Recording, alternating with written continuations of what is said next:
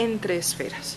Como se mueven entre esferas, es complejo el pensamiento. Por una parte, hay un conservadurismo folclórico patrimonial muy grande que participa de la construcción de lo público y tiene una institucionalización fragmentada. Puede ser festivales de música folclórica, puede ser casas de la cultura, puede ser espacios patrimoniales, puede ser universidades, ¿sí? O colegios, lo que enseñan en los colegios de folclore, ¿sí?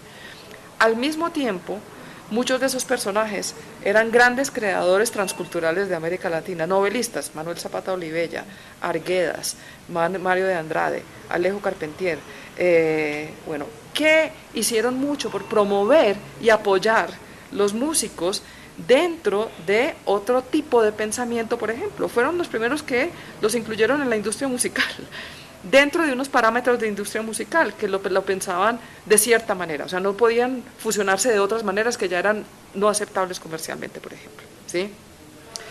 Al mismo tiempo lo usaban para crear sus propias obras literarias, musicales, etc. Entonces, lo que hay es una compleja relación histórica entre, digamos, las artes populares tradicionales y las artes, digamos, las bellas letras, como lo queramos llamar, ¿sí?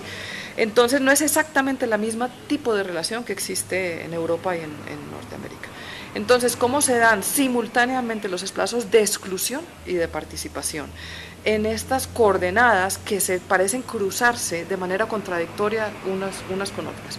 La pregunta sería, yo creo, cómo generar políticas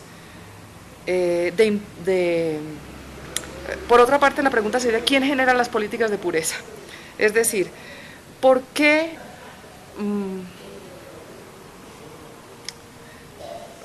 el reconocimiento de estos espacios se tiene que volver necesariamente una política de autenticidad? ¿Sí? Y cómo a veces no son solo